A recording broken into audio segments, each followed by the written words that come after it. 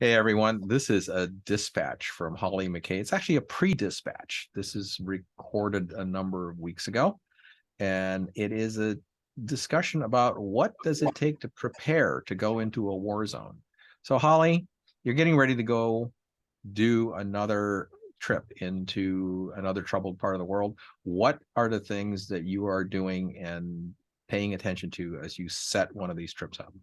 Right. So right now I'm in the process of going back to Ukraine for a short trip. And yeah, I mean, I'm very grateful to the fact that I'm already familiar, generally speaking, with the area. I spent a lot of time there before the invasion, during the invasion, and then subsequently after the invasion. But this will be my first time back since the spring, I believe, since April, May when I returned.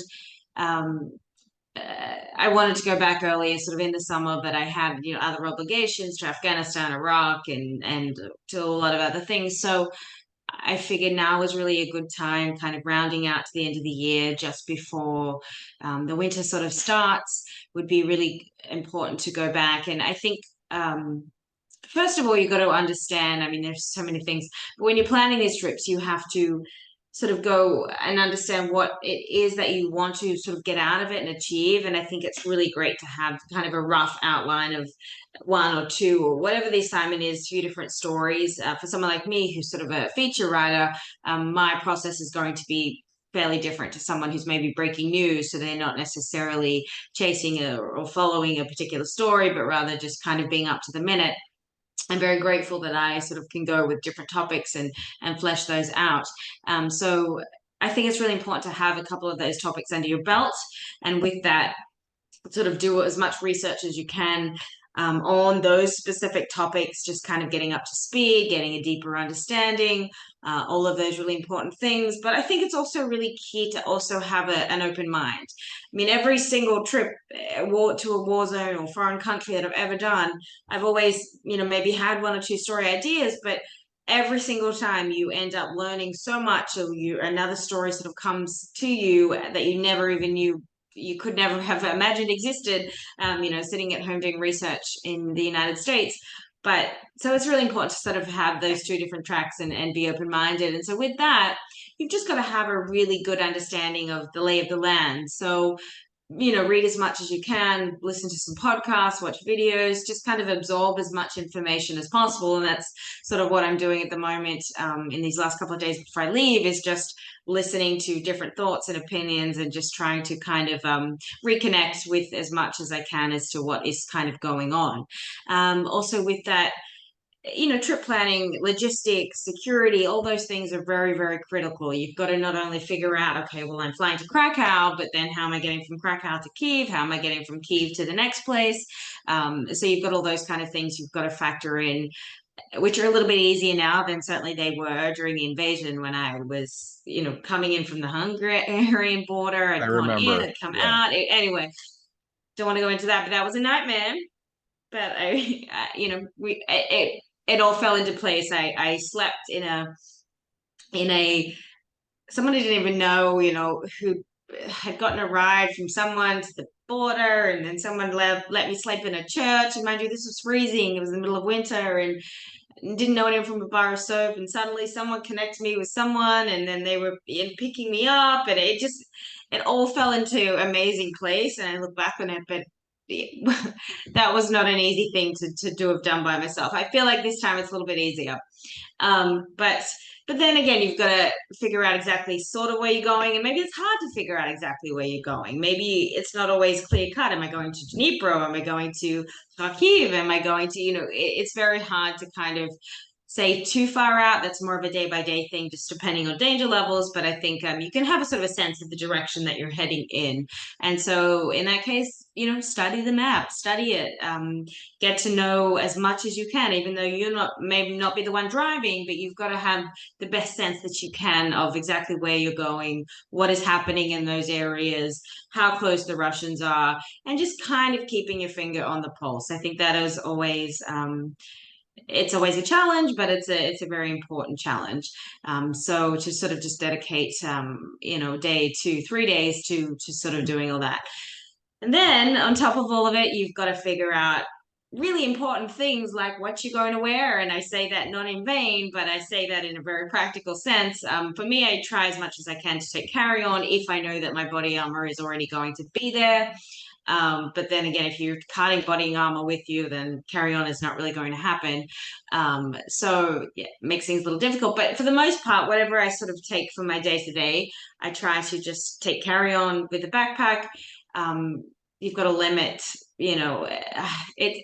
You've got to limit the sort of the anything else excessive. I've got to make sure I've got sort of a good pair of day to day sort of running shoes that are also warm because it's getting very cold in Ukraine at the moment. It's sort of end of November. It's starting to really freeze over. So I've got to look at, I can't take too many changes of things, but I've got to look at, what's going to keep me warm, what's thermal.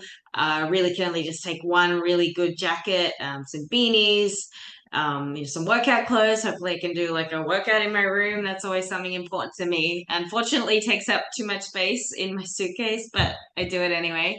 And then, your basic toiletries, because again, while things are obviously opened up in Ukraine a lot more now, back, I remember when the war started, you couldn't even go to a pharmacy. I had a terrible burn and I could not find burn cream for the life of me. So I think it's a lot easier now, but I definitely learned a lot of lessons myself from that experience and what to take and what's vital and what's not, whilst being as lean as possible, especially if you are moving around, especially if vehicles are going to be filled with people. You really can't be taking giant suitcases, and you've got to just take as little sort of as possible. So it's more of like the unpacking process that's always a thing more than the packing. But I have a sort of because I travel so much, basically a standard list that I keep in the notes on my phone. And so with each trip, obviously I modify that.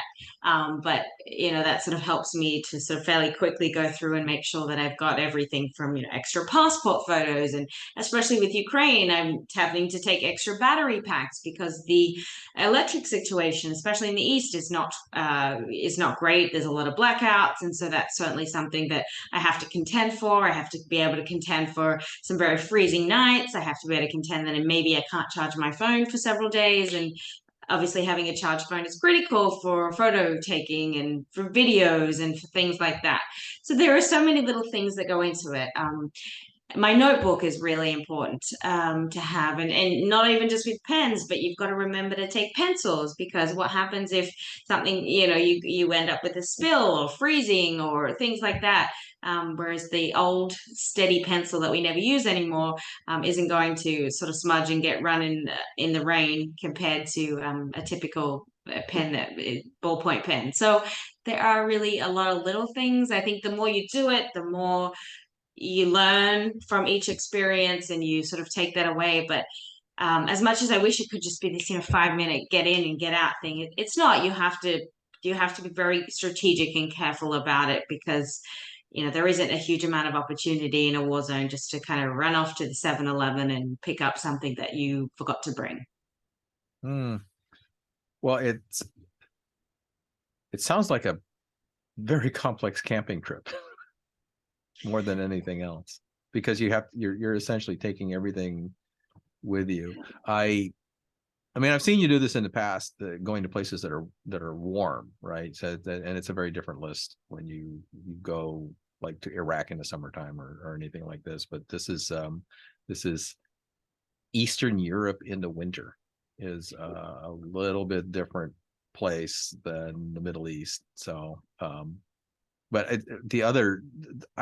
what I really find fascinating about what you just described is the degree of pre-study that you have to put into things in terms of just moving from spot to spot, and the degree of situation awareness that you have to basically be ready for, so that you're not surprised. It's actually quite impressive. Yeah, you have to be ready for anything and everything. That's just the kind of the Yeah, way it is, and be as yeah, mobile as possible. yeah. It reminds me very much, as much as the pre-planning work that goes into the movement of military units or something like that, where they really have to study and pre-stage and to make sure it works and nothing goes wrong, because you're you're going glamping where there are places with explosions. And I wouldn't call it glamping. I don't know that it's going to be not that glamorous.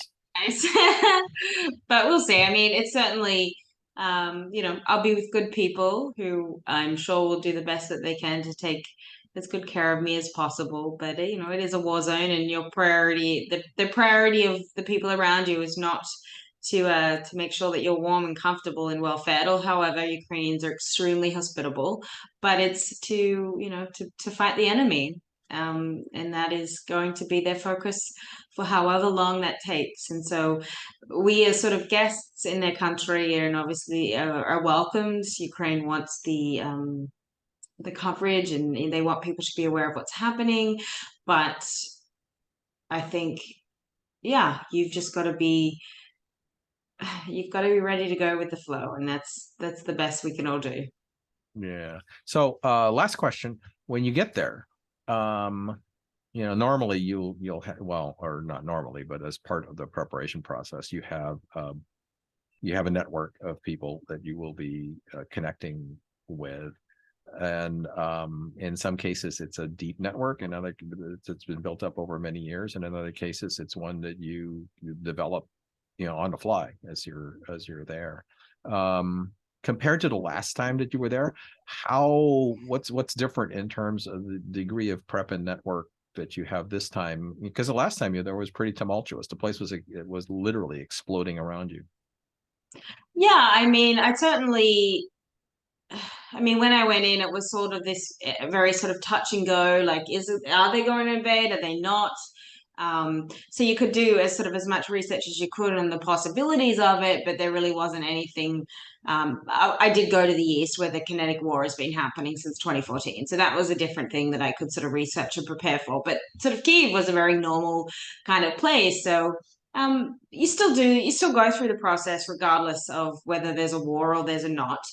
I mean, you just sort of read as much as you can about history, culture, places, people, and just try to hopefully that information kind of percolates in your brain and it gives you a better understanding than just sort of getting onto the grounds and getting to a place that you really don't understand.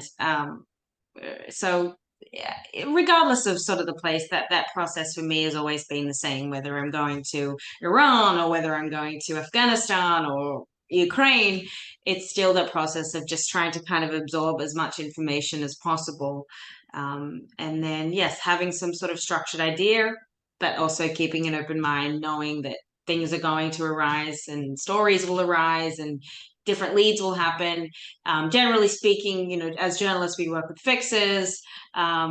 Ukraine, it's sort of touch and go. Sometimes I will work with a fixer, other times I sort of rely more on my network. So, yeah, the process is it feels a little less stressful, I think, this time, just having that sort of understanding of how things are that I didn't have before. But it's always an experience.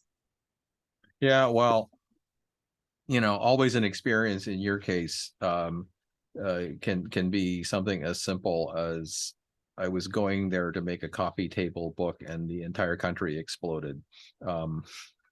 You find yourself in surprising breaking news situations, even with all of the pre-planning. Now, for the people that are listening, this is an interview before you go. We're going to do another one when you get back, and we're going to and when you're seeing this, so yeah, I will be somewhere. So you'll be somewhere, but we'll do another one of these when you get back, so that we can compare. What was the prep like to what was the after action, and see where we go. I'm sure it will be a fascinating follow-up.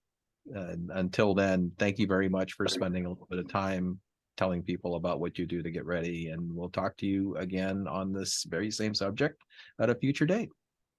Thank you for your support.